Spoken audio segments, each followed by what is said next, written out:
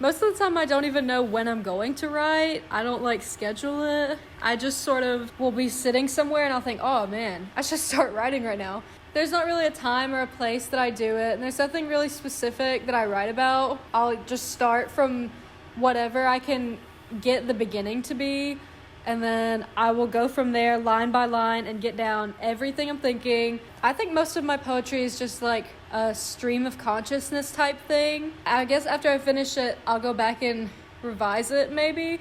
But honestly, I do not revise a lot of my poems because I am too lazy.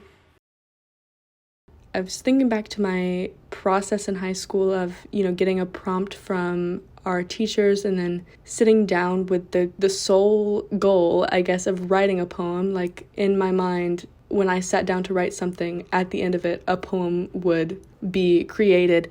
But now when I think about sitting down to write a poem in that way, it's sort of like a dreadful idea to me, because it places so much weight on what I actually sit down and put on paper. I think the best way to go about it now, and the way I've been trying to go about writing a poem recently, is just to take whatever inspiration arises throughout the day, or, whenever, and then things arise in my head that maybe eventually will become a poem, but I never sit down to write a poem. If a piece of work is created at the end of sitting down and just writing my thoughts out, then it's just good luck.